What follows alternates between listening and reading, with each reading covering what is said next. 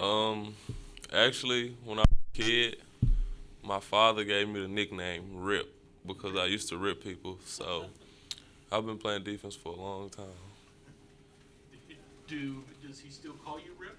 Yes, and my friends start to call me, and it annoys me so much. Is it becoming a source of pride? I don't know if you're aware, you've got a streak going of games now where you've kept teams under 60 points. Have you guys talked about that? Is that something you discussed as teammates? I mean, normally to win, you got to score more points than the other team, and obviously we're going to score points. So we just try to emphasize getting stops, so we are able to win. What's the next step with this defense? You think you can score off of it a little bit more than you have been? Yeah, absolutely. We just got to pick up the pressure a little bit more without fouling, and it'll go from there. Kedrian, at the beginning of the year, Coach kind of just kept telling us that the defense just wasn't very good. This is obviously back, September, October. Right. Uh, what steps did you guys take as a group, to go from him thinking it was bad to where you guys are now? And could you see that growth, steps being taken along the way? I mean, I wouldn't say it's steps that we're taking. It's just the will to want to win, wanting to win. So we obviously lock in defensively when it's time to win.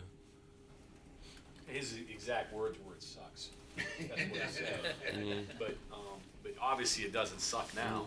Are you guys talking more? What's different between that point and where you guys right now? Okay, first I'll say I think he's saying that to motivate us to actually want to be better at it and play defense. Yeah.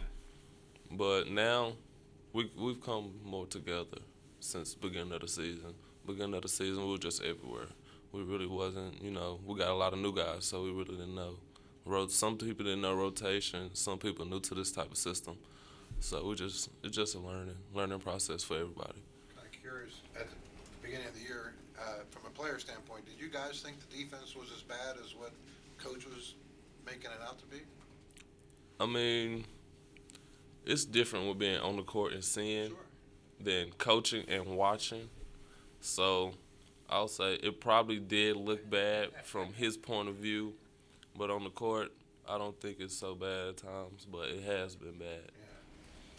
When he was recruiting you, what did he say to you about playing defense and how important it was and how he saw you as a central figure in doing that? He didn't at first. He didn't even have to bring it up to me because watching West Virginia, Javon Carter, it was defense, getting stops. But on my visit, he kind of modeled me well, showed me Javon Carter's things, and told me that I could do some of the same things, and I was capable of doing some of those same things.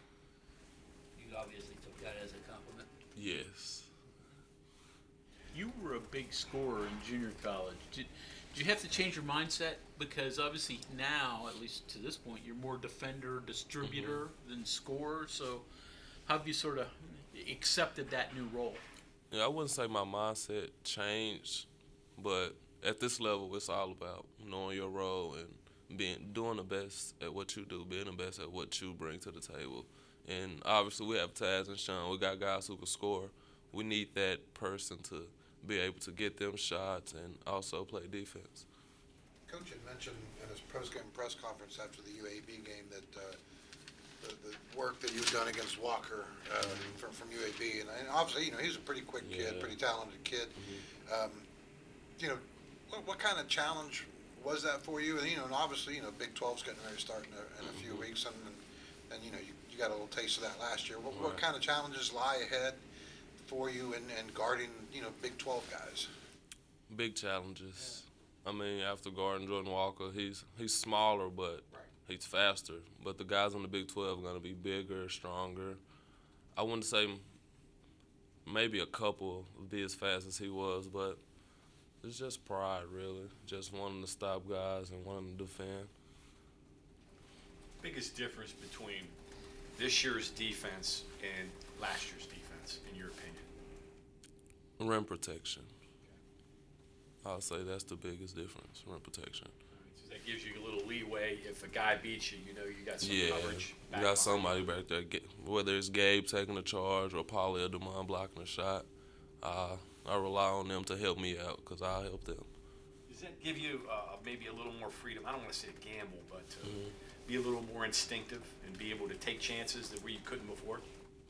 I mean, not really, because when I take a chance, I really feel that I'm gonna get the ball. Okay. But if I miss it or anything happens, they got my back, so I don't feel any pressure. Does it allow you to play more aggressive? Yes, it does. Yeah. A lot more aggressive, Okay. knowing I have help behind me. Kedrian, your minutes were limited a little last year. You didn't play nearly as much as you are now. So was it tough sitting and watching, and how much can you learn sitting and watching? I mean, coming from JUCO, playing basically 40 minutes a game, it was tough, with limited minutes.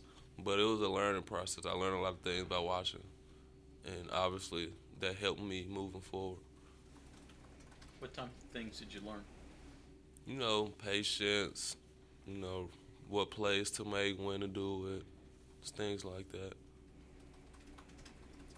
The other last game, what does the end of the game and what you were able to do from the free throw line, what does that kind of do for your confidence? Not only making them, but making them at critical junctures when the game was still in the balance. I mean, it builds my confidence a lot.